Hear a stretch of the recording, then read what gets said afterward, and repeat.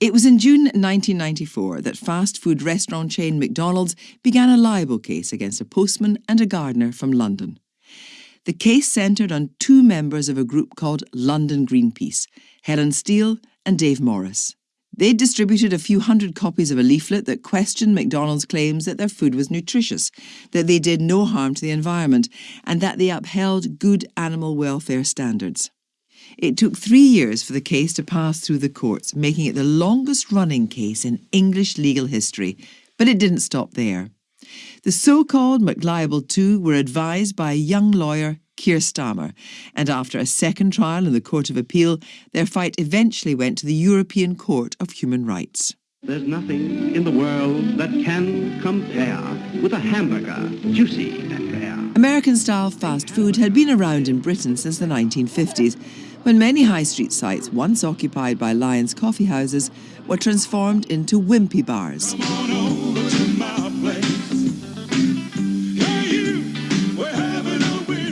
Burgers, fries and milkshakes were the staple offer.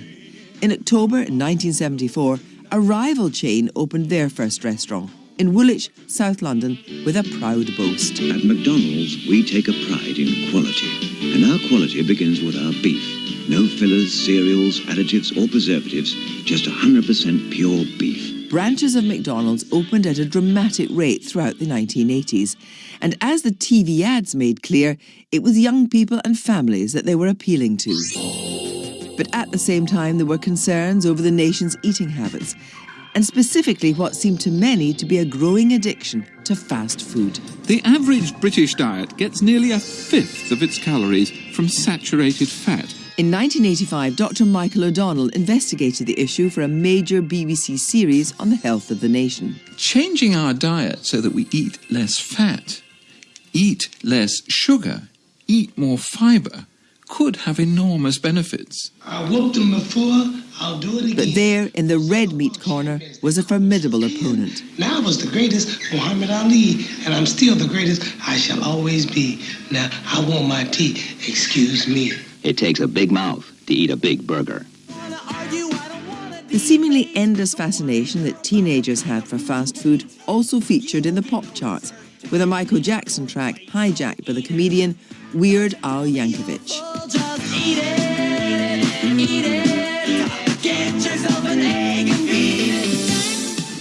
In 1987, the debate about fast food continued to rage, and the BBC's Robert Kilroy-Silk asked his daytime audience what they thought. Fast food is fun, but it's a revolution which many believe could spell disaster for our bodies, our families, and the way that we live. I don't feed my little boy on beef burgers or fish fingers or any processed food, and you said that it's real food.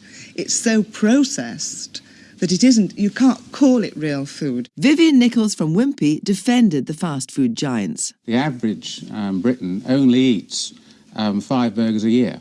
Do you eat it, Vivian? Pretty well every day, yes. What do you eat every day? Well, I have burgers or fish or chicken, or we have a bean burger now, vegetable products. I try probably everything every week.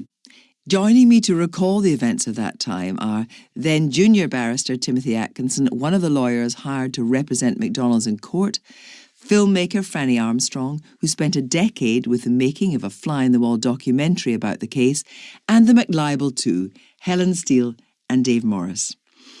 Dave, first of all, in the late 1980s, you were both members of the environmental group London Greenpeace, completely unrelated to Greenpeace. What were your big concerns then? Our concerns were the whole way that society was being run globally for the benefits of corporations and governments, but was having a major damaging effect on the environment, but also on people's everyday lives. And I was in the group when the anti-McDonald's leaflet, if you like, was written, although I wasn't involved in writing it myself. And really that encapsulated the whole range of views and concerns which the group had. And you were also in that group, Helen? Yeah, no, I thought it was a great group campaigning to improve the world, to, make a more just society and try and make a more sustainable planet. So you were both young. Did you actually have any concerns about libel laws or any illegality or legality of what was happening? Had absolutely no idea whatsoever that a campaigning group such as ours, grassroots group, could be sued for libel. It was a big shock. The leaflet that we were sued over was actually almost out of print at the time we were sued, and there was a shorter version, which was the one that was generally distributed. And it really struck a chord with the public because it covered a range of issues that people could relate to about, healthy diet or low wages or, the environmental impact, animal welfare, all those things. And so when it was handed out, it always got a really great reception. Yeah, when we were sued for libel, we discovered that McDonald's had been threatening libel cases and libel action against dozens of media organisations, campaign groups, even theatre groups. So that strengthened our resolve that we had to fight the case. Otherwise, there would be this kind of a blanket of censorship in which people were frightened to speak out about McDonald's and their practices. Franny Armstrong. So this is a little 3-page fold-over black and white leaflet, What's Wrong with McDonald's. When did you ever see this? Did you ever see this? Were you ever aware of the campaign? Funnily enough, the very first film I made before I made McLibel was just a little video that I made about veganism. And the first time I ever saw the leaflet was when I was going into McDonald's, which obviously I would never do, to buy a burger to use as a prop for a vegan video I was making. And there were protesters standing outside and they handed me one of them. And I was trying to say, no, I'm making a video about veganism. Don't give me that. I'm on your side. So that was my first ever sighting of the leaflet. When I first heard about the trial, I was a drummer in a pop group. And then I just heard about this story of, the postman and the gardener daring to take on McDonald's. And I just thought that is the best story I've ever heard. Plus, it brought together all these issues that I already really cared about. Tim, when were you first contacted by McDonald's? Well, not you personally, because it was Chambers, to act on their behalf. I was first instructed about 3 years after the writ was issued. I was very junior. I'd only been at the bar for about 4 years or so. And it was Richard Rampton, Queen's Counsel, who really took on the main burden of the case. Very hard-working indeed. And we also had the bulk of the investigation and work, of course, was done by the solicitors, because the case went on a very long time. Indeed. McDonald's became part of your life. Exactly. Helen Steele. The previous barrister, Thomas Shields, had applied for our case to be thrown out of court and had said it was all based on press cuttings and that we had no evidence and, this just shouldn't be allowed.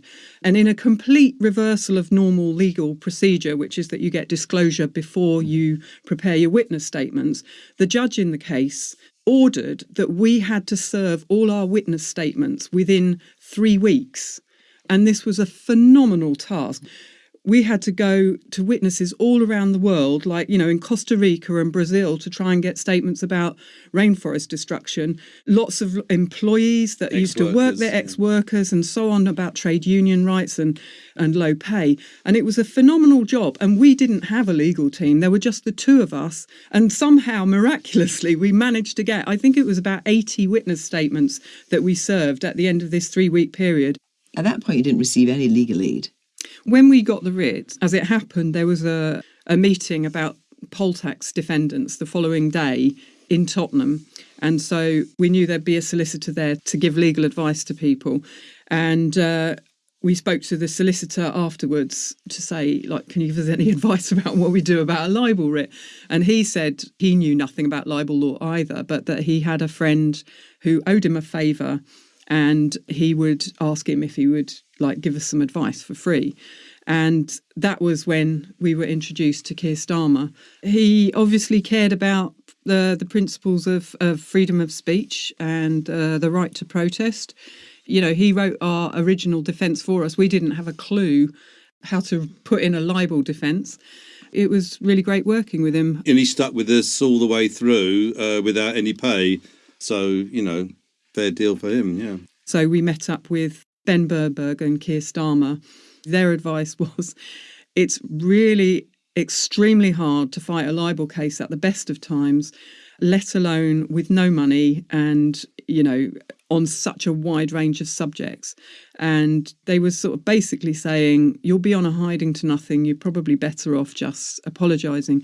But for me, it really stuck in the throat to have to apologise for things that I had read in lots of other places before, and I just couldn't see why they should have the right to intimidate us into silence. We were really shocked when the issue of the jury trial came up. And I remember saying to Helen, this is crazy. The judge is going to think they'd bar me asking for a no jury trial. It's a right to a jury trial.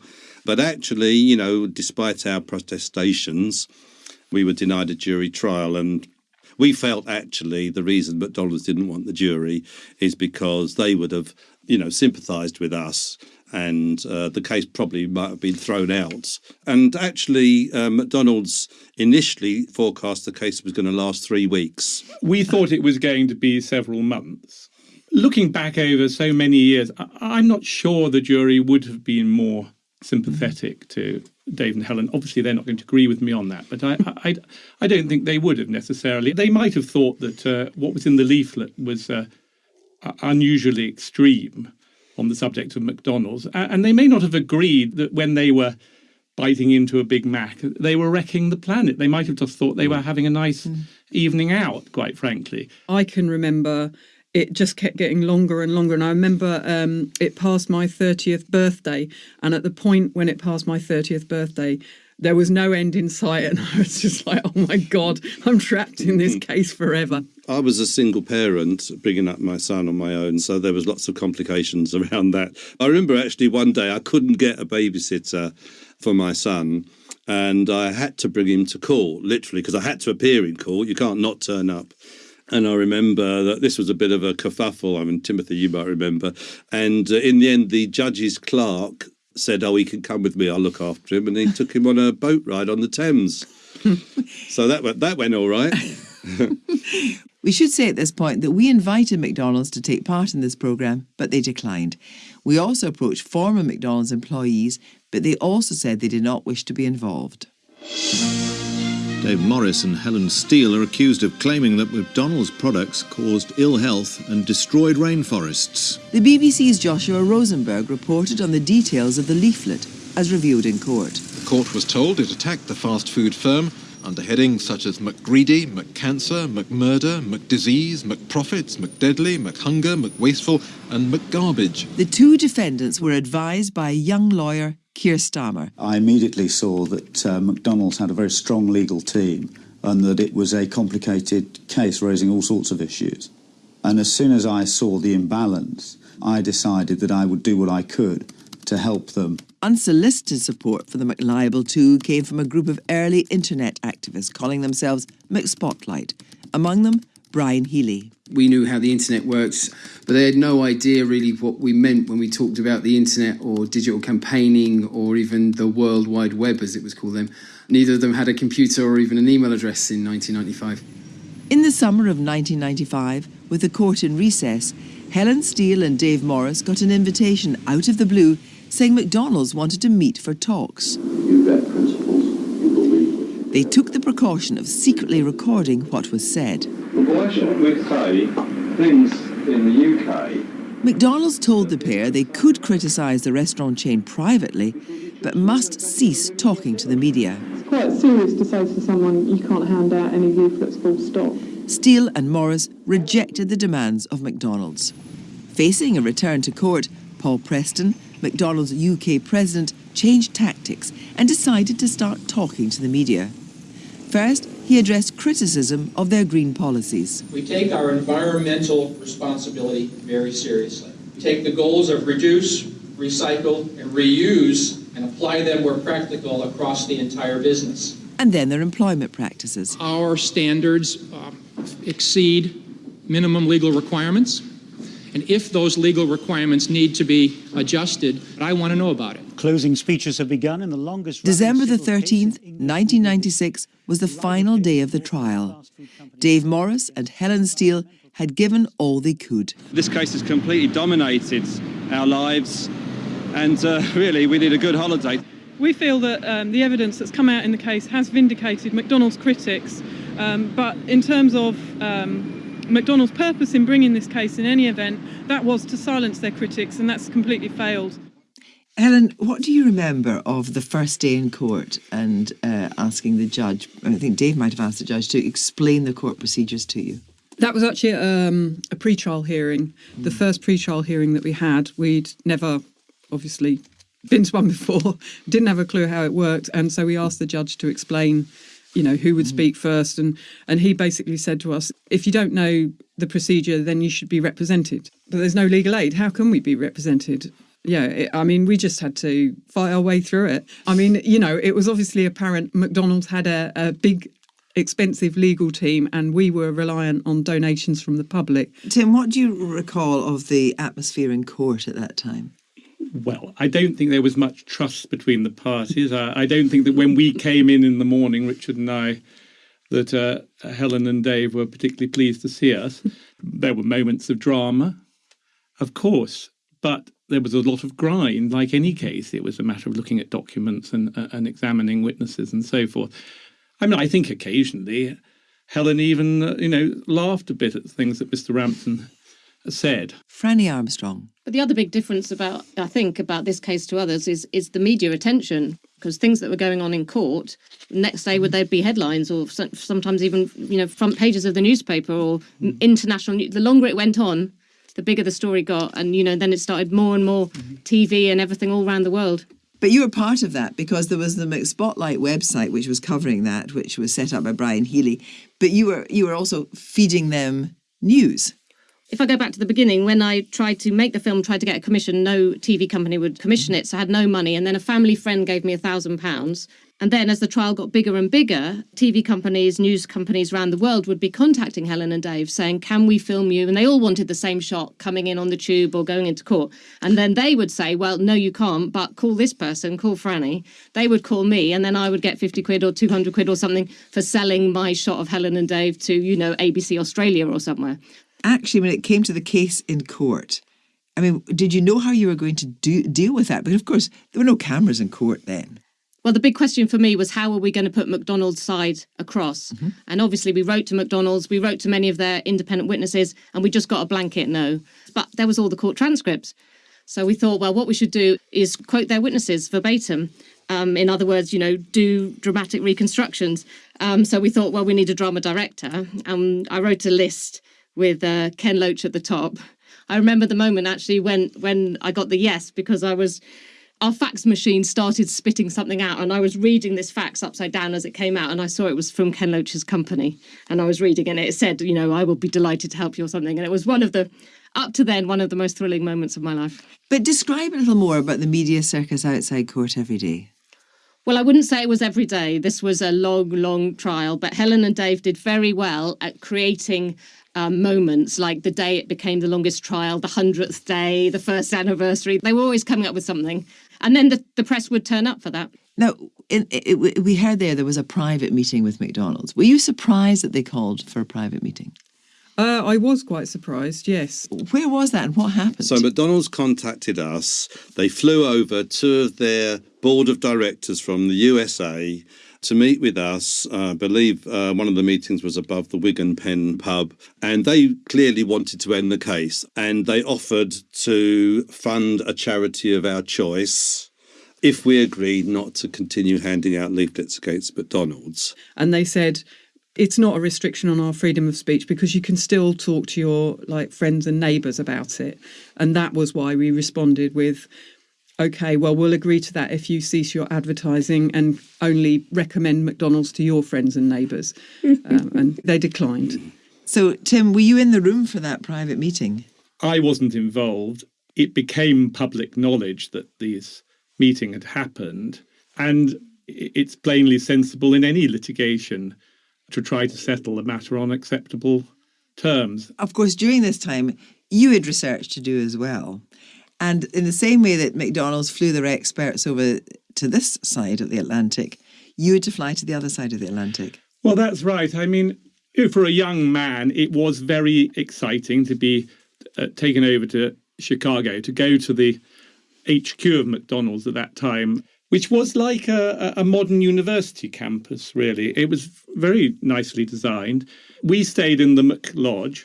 And you have a McMuffin for breakfast. Well, before breakfast, I remember coming out of my, I assume you'd call it a McBedroom, and at the very same time, the door opened, and a chap with orange red hair and lots of white makeup and red lipstick on, which I wasn't really used to in the morning, and was a bit bright for me, came out, and there it was Ronald McDonald.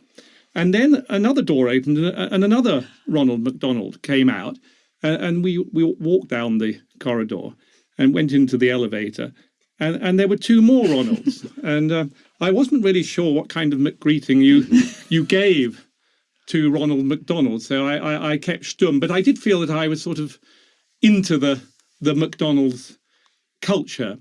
It must be said that, of course, you're one of the team that acted for McDonald's in court. You don't act for McDonald's, do you? I don't act now, of course. It's a very long time ago now, and I don't speak on their behalf.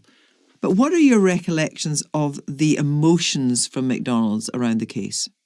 I think there was no question that they felt very upset about the allegations and that they were in good faith in bringing the proceedings. And sometimes people say, oh, it's some kind of abuse. That was completely rejected by the Court of Appeal. And no court ever suggested that McDonald's were not entitled to bring the claim, including the European Court of Human Rights.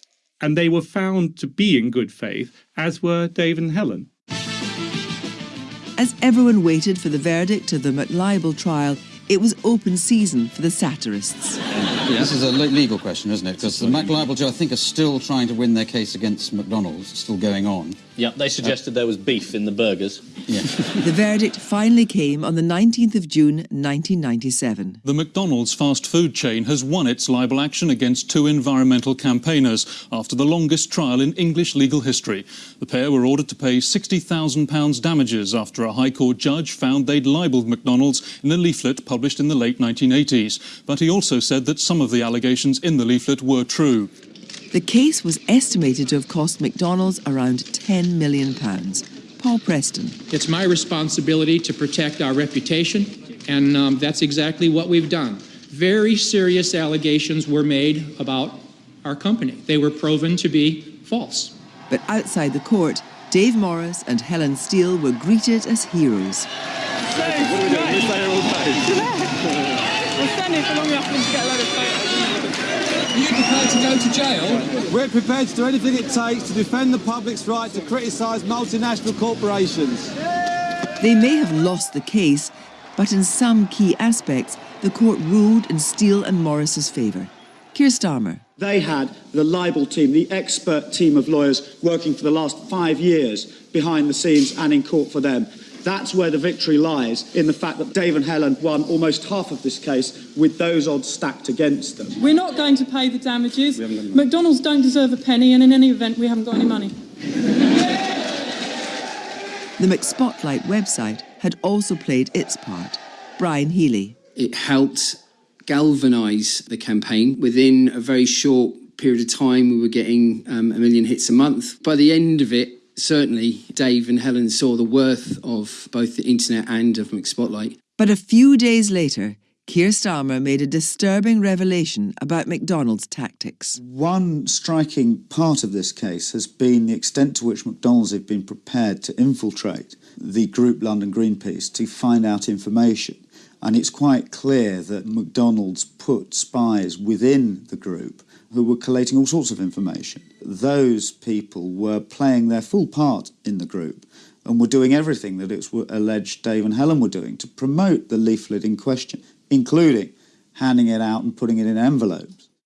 You know, of the 8 rulings, let's just recap on the ones that you did win on, as it were. The judge said, I do find that various of McDonald's advertisements have pretended to show a positive nutritional benefit which McDonald's foods do not match. And the sting, in a way, is that to the effect that McDonald's exploits children by using them as more susceptible subjects of advertising to pressurise their parents going to McDonald's. The judge found that was justified. And the fact that you talked about unionisation before, McDonald's are strongly antipathetic to any idea of unionisation, but they don't have a policy of getting rid of pro-union workers, as the leaflet alleges. It does find that McDonald's are culpable responsible for cruel practices in the rearing and slaughter of some animals which are used to produce their foods. But where it found against you, it has not been proved that a diet high in fat and animal products and low in fibre leads to the very real risk of cancer of the breast or cancer of the bowel.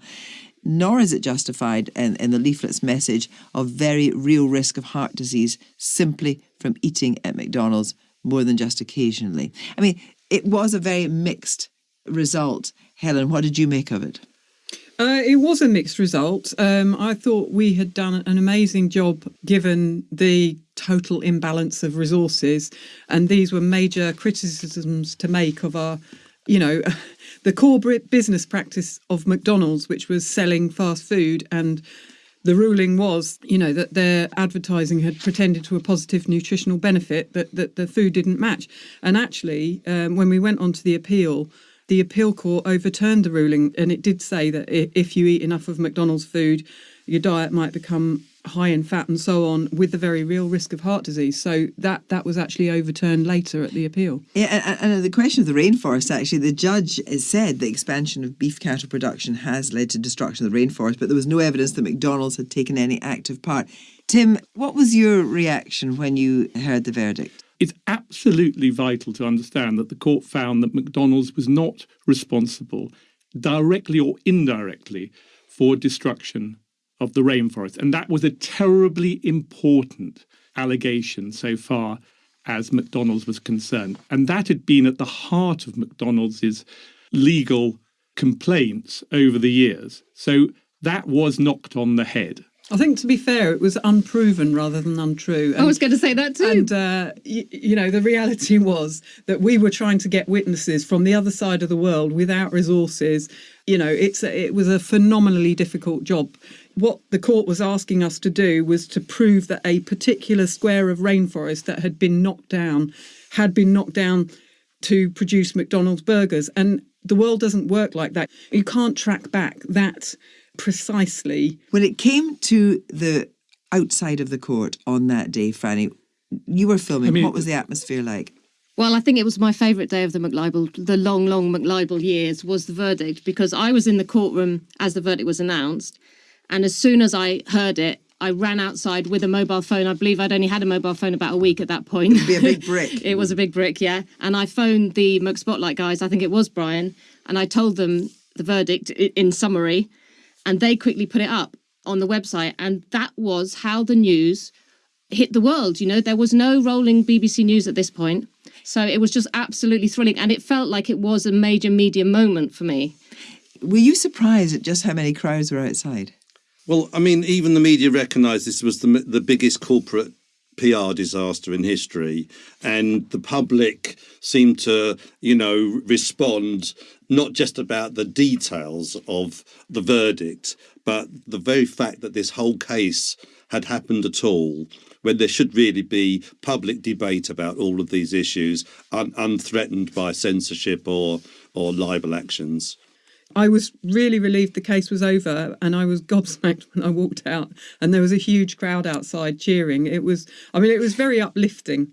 And then we went round to a press conference just around the corner that I think was slightly counterproductive, because there were so many people cheering that I think the media couldn't use most of the footage. What was your reaction, Tim, about Dave and Helen not giving up and submitting an appeal?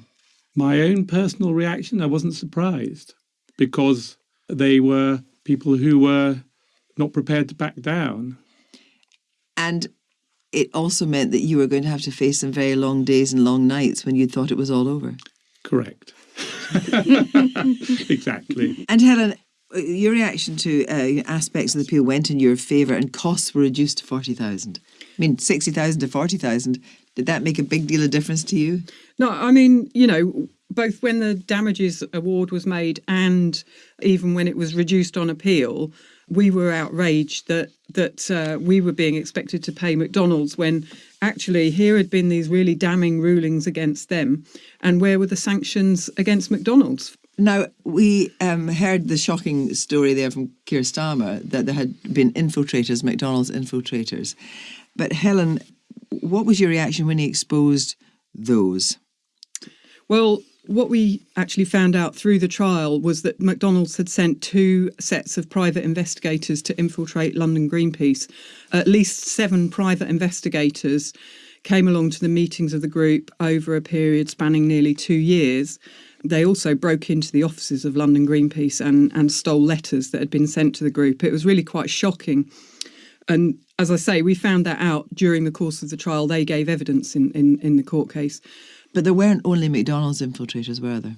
No, as well as the McDonald's infiltrators, my former partner at the time I got the writ was an undercover policeman. Obviously, I didn't know that until many years later. He was working or he was volunteering at London Greenpeace? He was infiltrating London Greenpeace. You know, he became the treasurer of London Greenpeace. He was actually actively involved in the McLibel support campaign, in organising benefit gigs for the McLibel fight, for us to be able to fight the case. He came to meetings that we had to discuss strategy about what we were going to do about the case. He picked me up from meetings with Keir Starmer after we'd had legal advice, and obviously then asked me questions about what had happened at the meetings. And through the McLibel case, documents showed that McDonald's private investigators had been at a meeting with the Metropolitan Police and getting information from them. And we, after the McLibel was over, we sued the Metropolitan Police for giving that information to McDonald's. And they made an out-of-court settlement and an apology and undertook not to share information on police computers with corporations. But they didn't admit or tell us anything about the fact that they'd had 2 undercover policemen in London Greenpeace, one of whom had been my partner. So let's be clear here. Your partner had infiltrated from the Met into London Greenpeace and had begun a relationship with you? Yes. When did you actually find out that he was an undercover officer? In 1991, my partner John seemed to be going through some sort of a breakdown. And when he disappeared, I was very concerned for him. I was worried he might be even suicidal. And so I tried to investigate where he'd gone to see if I could find him, to, help him. And gradually everything I investigated turned out to be false. And in fact, one day when I was coming home from court, I think it was in late 1994, on the way home from court, I used to pass the Registry of Births, Deaths and Marriages, and I went in there really on instinct and looked through the death records. And what I discovered was that my former partner had been using the identity of a child who died when he was 8 years old. What's your reaction, Tim, to the fact that the McDonald's infiltrators were in the group and so were the 2 Metropolitan Police infiltrators, and that the McDonald's infiltrators were actually talking to the Met? Well, Kirsty, I didn't know about it. As Helen said, that came out quite a lot later, after the end of the case. Only a couple of days ago, for the first time, I was reading an article in The Guardian that featured Helen talking about this matter. And a couple of things leapt out at me. The first was the suggestion that one of the police infiltrators had written the leaflet. And I found that astonishing. The second thing was her very upsetting story about the deception by the undercover police officer. And of course, I have huge sympathy for Helen over that. In the autumn of 2004, Dave Morris and Helen Steele headed to Strasbourg for a hearing at the European Court of Human Rights. Joining them was their lawyer, Keir Starmer. It's extremely important that it's gone all the way to the European Court of Human Rights, and it'll be one of the most important decisions that court makes. It'll be a landmark for them and for me. So? Oh, no, don't ask me. Microphones captured their reactions on day one and their first encounter with the British government lawyers. The government referred to that protection of freedom of speech should require that campaigners should put the balance in their leaflet and put the response of McDonald's, for example. Well, there's no requirement on McDonald's to put the balance in their adverts and say, well, actually, our food isn't healthy. They knew that the decision would have serious repercussions for the future of libel cases in the UK. If the European Court finds that Dave and Helen's trial was unfair, the government can't ignore that judgment. It's got to do something about it. And it must therefore think about changing the law itself. On the morning of the 15th of February 2005, Steele and Morris, accompanied by filmmaker Franny Armstrong, waited by their computer for the result to come. It's here. Okay, Here. good. Da-da-da. It'll take half an hour to download. It will. European Court of Human Rights has today notified in writing a judgment in the case of Steele and Morris versus the United Kingdom. The court held unanimously that there had been a violation of Article 6, right to a fair hearing of the European Convention on Human Rights, and that there had been a violation of Article 10, freedom of expression of the Convention. There should be much easier access to legal aid for people involved in libel actions. That's the implication of a landmark ruling by the European Court of Human Rights. The judges ruled today on the case of David Morris and Helen Steele, the so-called McLibel 2, who'd lost a high-profile libel battle with McDonald's. The court decided that the two had suffered an unfair trial because they were denied access to legal aid. We felt that it was important that people sort of fought back and defended the right to criticise these kind of organisations. For Keir Starmer, it was the end of a very long road. McDonald's can never have dreamt when they decided to bring proceedings against protesters that they were going to end up 15 years later with a case in the European Court of Human Rights and 15 years of adverse publicity for McDonald's. And just to reiterate one more time that we invited McDonald's to take part in this programme, but they declined. And we also approached a number of former McDonald's employees who also said they didn't wish to be involved. And Franny, during this time, there were changing attitudes to fast food, to food in general. And that happened over that long trial period. I mean, I'd been interested in these issues since I was a child, and they would completely niche interest, you know, being a vegetarian or caring about what happened to the rainforest or something like that. But then after McLibel, you know, it was just a sea change. You know, we had Fast Food Nation, Jamie's school dinners, you know, everybody was talking about it. McDonald's started having organic milk, you know. And Dave, there was no question in your mind, but you would take it all the way to Strasbourg. You were prepared for it. You were up for it. Well, I mean, we didn't really know what it would involve, but amazingly enough, Keir Starmer actually helped us prepare the case for the European Court and represented us at that court. How did you feel when you received the verdict from the European Court? When it actually came through, it was very exciting. Really, really, really pleased that, you know, we had taken the case to Europe in part because we wanted to prevent other multinational corporations from silencing their critics by, you know, forcing a change in the law. Tim, what were the implications of the Ehcr ruling? They revolved around the fact that legal aid had not been available to David and Helen.